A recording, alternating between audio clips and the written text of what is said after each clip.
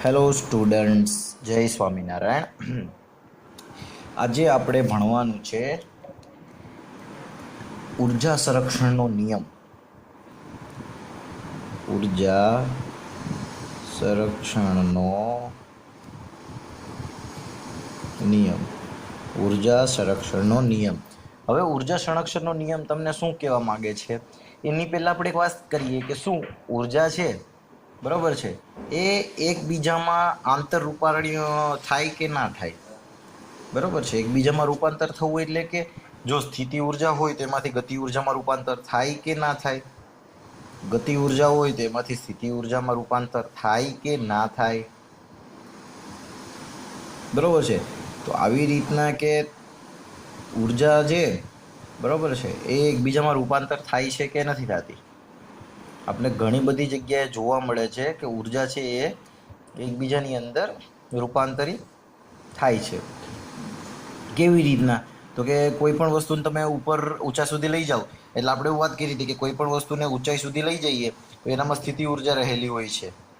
બરોબર છે. તમે છોડી મૂકો ત્યારે પદાર્થ ગતિમાં હોય તો સ્થિતિ ઉર્જાનું ગતિ ઉર્જામાં રૂપાંતર થાય છે.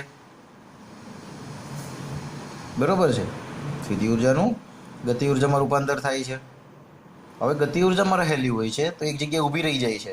માની લો કે અહીંયાથી નીચેથી તમે ફેંકો છો તો એ ગતિમાં હશે, પણ અહીંયા ઉપર જશે ત્યાં સુધી અટકી જશે ને. એનો મતલબ કે એક સ્થિતિ આવી જશે એની, એમાં સ્થિતિ ઉર્જા આવી જશે. બરોબર છે, ખ્યાલ આવી ગયો કે કોઈ પણ પદાર્થ અહીંયા ઉપર છે ત્યાંથી નીચે પડે છે તો અત્યારે એની પાસે કઈ ઉર્જા છે તો કે સ્થિતિ ઉર્જા. હવે જેવો એ નીચે પડે છે તો અહીંયા રસ્તામાં કેવો હશે? ગતિમાં હશે. તો ગતિમાં પદાર્થ જે હોય એ ગતિ ઉર્જા કહેવાય શકાય. તો પછી અહીંયા આવી જશે પાછો, બરોબર છે, ત્યારે ગતિમાં હશે તો સ્થિતિમાંથી ગતિ ઉર્જામાં. હવે એ જ રીતે તમે કોઈ પણ પદાર્થને ઉપરની તરફ ફેંકો છો તો એ પદાર્થ અહીંયા પહોંચી જશે.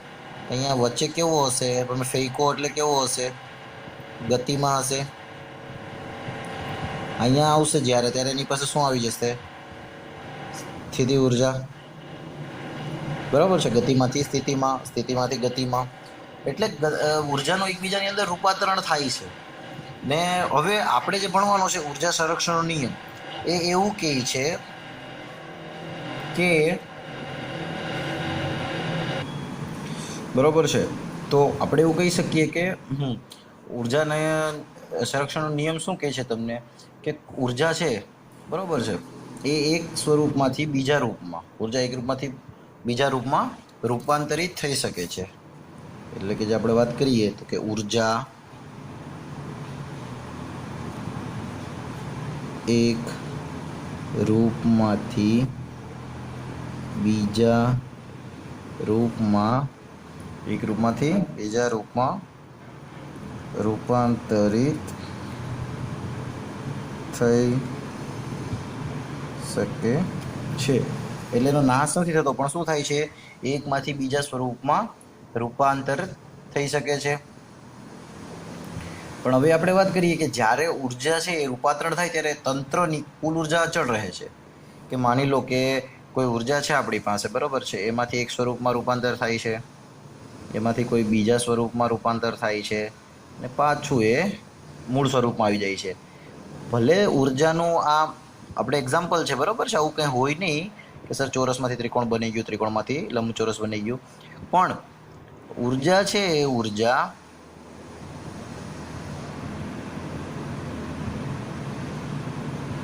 બરોબર છે. હવે એ ઉર્જાનું શું થાય છે તો કે આ ઉર્જા,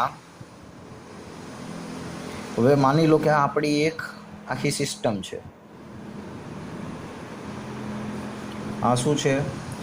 આપણું એક સિસ્ટમ એટલે કે તંત્ર. તંત્રની ઉર્જા આમાંથી આ સ્વરૂપમાં આવે, અથવા તો આ સ્વરૂપમાંથી આ સ્વરૂપમાં આવે, અથવા તો પાછું આ સ્વરૂપમાંથી આ સ્વરૂપમાં આવે, પણ તંત્રની કુલ ઉર્જા તો જળવાઈ જ રહેવાની છે ને. તંત્રની ઉર્જામાં કોઈ ફેરફાર પડવાનો નથી કે તંત્રની અંદરથી ઉર્જા ઘટી ગઈ કે ઓછી થઈ ગઈ, બરાબર છે. તો એવું લખી શકીએ કે ઉર્જા રૂપાંતર દરમિયાન તંત્રની કુલ ઉર્જા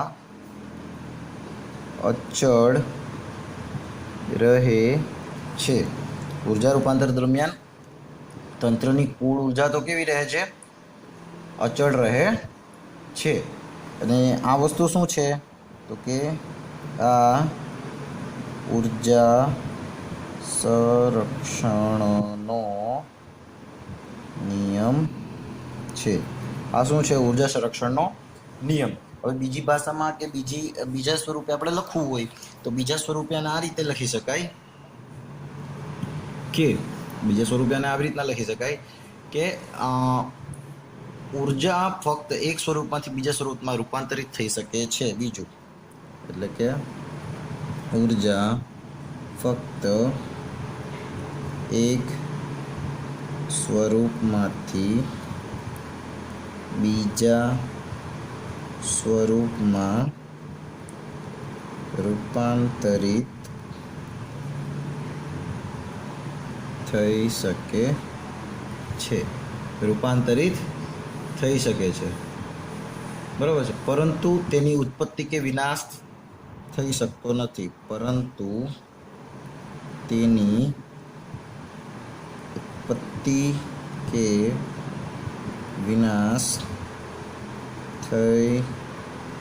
શકતો નથી. ના તો તેને ઉત્પન્ન કરી શકાય કે ના તો તેનો વિનાશ કરી શકાય. ઉર્જા છે એનો કોઈ ઉત્પન્ન બી ના કરી શકાય તમે, અને વિનાશ બી ના કરી શકાય. અને બીજી વસ્તુ લખી શકાય કે રૂપાંતરણ પહેલા અને રૂપાંતરણ પછી ઉર્જાનો કુલ જથ્થો હંમેશા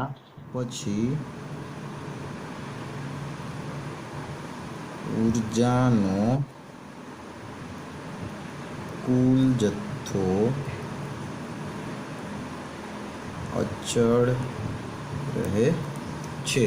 ઉર્જાનો કુલ જથ્થો કેવો રહે છે? અચળ રહે છે. બરોબર છે. એટલે કે તમે કોઈ પણ પ્રકારે ઉર્જા બનાવી બી ના શકો અને ઉર્જાનો નાશ પણ ના કરી શકો. તમે શું કરી શકો? તો કે ખાલી એને એક સ્વરૂપમાંથી બીજા સ્વરૂપમાં રૂપાંતરિત કરી શકાય. જેમ કે આપણે ખાઈએ છીએ તો એ કેવું થઈ ગયું?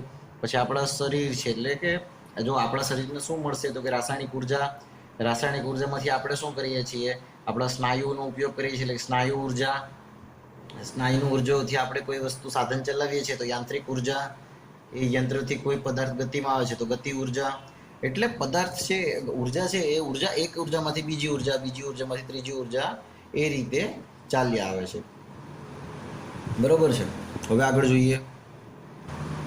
હવે આગળ માટે એ છે કે જો આપણે અમુક દળની, બરાબર છે, ઉદાહરણ છે, અમુક દળની આપણી પાસે એક વસ્તુ છે, બરાબર છે, આનું દળ છે એમ દળની તમારી પાસે કોઈ પણ એક વસ્તુ છે એમ દળની, અને અમુક ઊંચાઈએથી, એટલે કે h, એનું મુક્ત પતન કરવામાં આવે છે. શું કરવામાં આવે છે? મુક્ત પતન. એટલે ઉપરથી છોડી દેવામાં આવે છે. મુક્ત પતન એટલે ઉપરથી એને છોડી દેવામાં આવે છે, એને આપણે કહી શકીએ મુક્ત પતન કરાવવામાં આવે છે. એટલે લખીએ અહીંયા મુક્ત પતન. એટલે તમને ખ્યાલ આવી જવો જોઈએ મુક્ત પતન, કેમ કે આપણે આગળના ચેપ્ટરમાં મુક્ત પતન વિશે ભણી ગયેલા છે. કોઈ પણ વસ્તુ છે એ રીતના ઉપરથી મૂકી દો એટલે એ મુક્ત પતન કરે છે હંમેશા. બરાબર છે. હવે વાત કરીએ તો કે મુક્ત પતનની અહીંયા શરૂઆતમાં એની સ્થિતિ ઉર્જા, શરૂઆતમાં કેવી ઉર્જા હશે? એનામાં સ્થિતિ ઉર્જા કેટલી રહેલી હોય? તો કે આપણી પાસે મસાલો હતો. કયો મસાલો? MgH. બરાબર છે. તો MgH આ સૂત્ર થઈ ગયું. આટલી હશે. બરાબર. અને ગતિ ઉર્જા છે એ કેવી હશે? શૂન્ય હશે. ગતિ ઉર્જા કેટલી હશે? શૂન્ય. જ્યારે સ્થિતિ ઉર્જા હશે ત્યારે ગતિ ઉર્જા એની શૂન્ય હશે, કેમ કે સ્થિતિમાં હશે. હવે એનું બીજું ઉદાહરણ લઈએ. શરૂઆતનો વેગ છે એનો, બરોબર છે. અહીંયા શરૂઆતનો વેગ કેવો થઈ જાય? શૂન્ય થઈ જાય, બરોબર છે. ગતિ ઉર્જાનું સૂત્ર આપણી પાસે શું થઈ ગયું? 1/2 mv નો વર્ગ.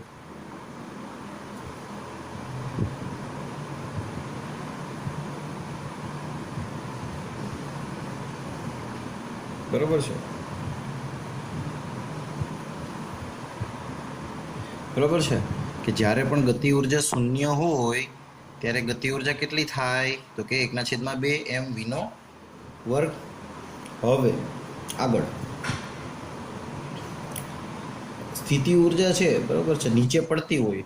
આપણે પહેલા જ વાત કરી કે જ્યારે આ વસ્તુ નીચેની તરફ પડે છે એટલે કે મૂકી દો છો તો એ વસ્તુમાં શું આવશે? ગતિ આવી જશે. એટલે સ્થિતિ ઉર્જા કેમાં ફરાઈ જશે? ગતિ ઉર્જામાં, રાઈટ. સ્થિતિ ઉર્જા કેમાં ફરી જશે? ગતિ ઉર્જામાં. એટલે એ ટાઈમે ગતિ ઉર્જા શું હશે આપણી પાસે? 1/2 mv નો વર્ગ, બરોબર છે. અને વસ્તુ જેમ જેમ નીચે પડતી જશે એમ એમ એની ગતિ ઉર્જા વધતી જશે. સ્થિતિ ઉર્જા કેવી થતી જશે? ઘટતી જશે, ઓછી થતી જાય, રાઈટ. વસ્તુ જેમ જેમ નીચે આવે તેમ તેમ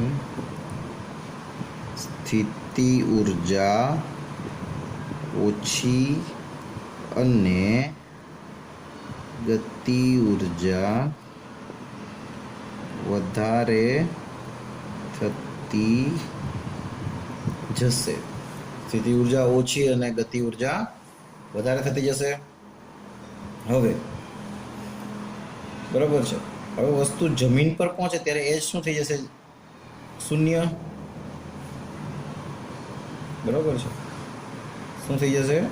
એચ શું થઈ જશે? શૂન્ય. એટલે કે અહીંયા આવી ગયું જ્યારે એ આ પદાર્થ છે ઉપરવાળો, એ પદાર્થ અહીંયા આવી ગયો તેનો મતલબ શું થઈ ગયો? કે એચ બરાબર શૂન્ય થઈ જશે. એચ બરાબર શૂન્ય થઈ ગયો અહીંયા પદાર્થ હશે એટલે, બરોબર છે. તો એવી રીતના જો અહીંયા એચ હશે તો એચ બરાબર શૂન્ય થઈ જશે. તો આખું ગતિ સ્થિતિ ઉર્જા કેટલી થઈ જશે? લઘુત્તમ શૂન્ય, બરોબર છે. પણ બીજી વસ્તુ કરીએ કે જો આ પદાર્થ અહીંયા હશે ત્યારે એની ગતિ ઉર્જા અને સ્થિતિ ઉર્જામાં કેટલી ગતિ ઉર્જા છે, કેટલી સ્થિતિ ઉર્જા છે, એનો સરવાળો કરીએ એટલો આવશે. એટલો જ સરવાળો તમને અહીંયા મળશે અને એટલો જ સરવાળો તમને અહીંયા પણ મળશે, બરોબર છે. તો દરેક બિંદુ પાસે ગતિ ઉર્જા અને સ્થિતિ ઉર્જાનો સરવાળો અચળ રહે છે. તમે આ પોઈન્ટ ઉપર લો, આ પોઈન્ટ ઉપર લો કે આ પોઈન્ટ ઉપર લો, તમને શું મળશે? તો કે ઉર્જાનો સરવાળો તમને કેવો મળશે? અચળ મળશે. એટલે કેવું લખી શકીએ આપણે કે સ્થિતિ ઉર્જા વત્તા ગતિ ઉર્જા બરાબર અચળ,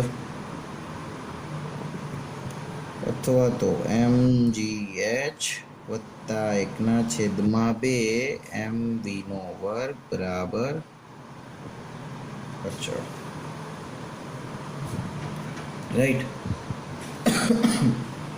અને બીજું એ વસ્તુ યાદ રાખવાની, કોઈ પણ વસ્તુના સ્થિતિ ઉર્જા અને ગતિ ઉર્જાના સરવાળાને તેની કુલ યાંત્રિક ઉર્જા કહે છે. તેની કુલ યાંત્રિક ઉર્જા કહે છે. એટલે કોઈ પણ વસ્તુ હોય એની સ્થિતિ ઉર્જા અને ગતિ ઉર્જાનો જો આપણે સરવાળો કરીએ તો એની એને શું કહેવાય? યાંત્રિક ઉર્જા કહીએ છીએ, બરોબર છે. એટલે જ આપણે કહી શકીએ કે જ્યારે જો વસ્તુ નીચે આવતી જશે એમ ગતિ ઉર્જા ઉતારતી જશે, સ્થિતિ ઉર્જા ઓછી થતી જશે. એવી જ રીતના ઊંધું થશે ત્યારે સ્થિતિ ઉર્જા વધતી જશે અને ગતિ ઉર્જા ઘટતી જશે. તો કોઈ પણ વસ્તુને તમે ફેંકો છે તો, બરોબર છે.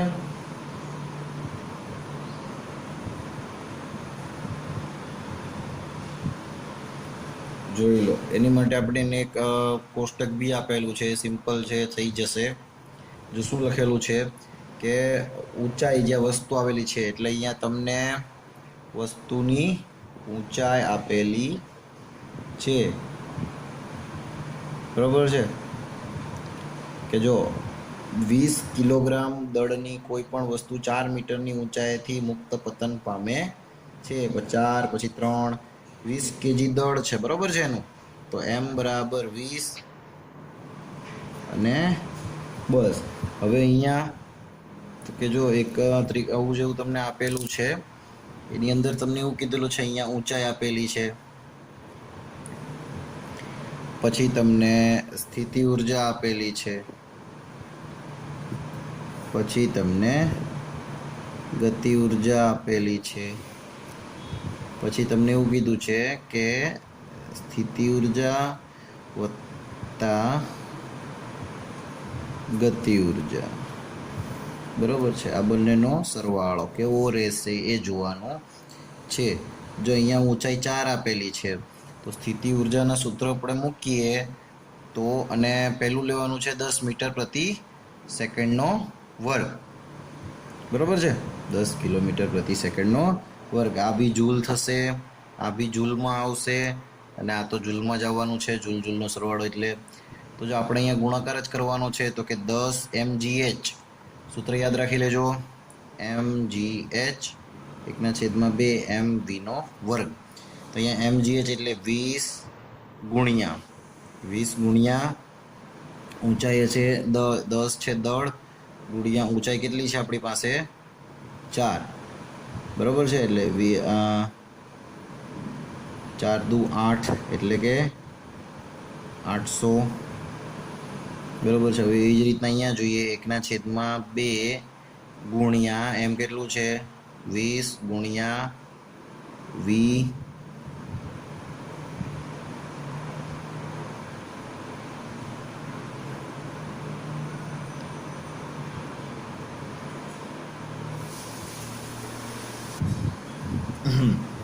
અને અહીંયા આપણે v એટલે કે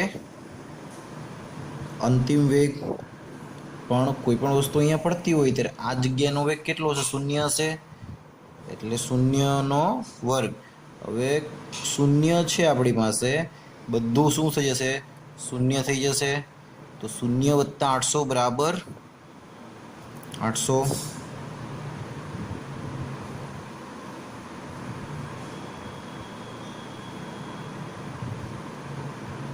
બરોબર.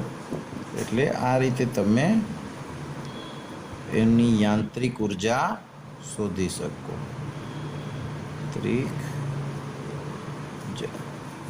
યાંત્રિક ઉર્જા. ઓકે, ચાલો, થેન્ક યુ. જય સ્વામી.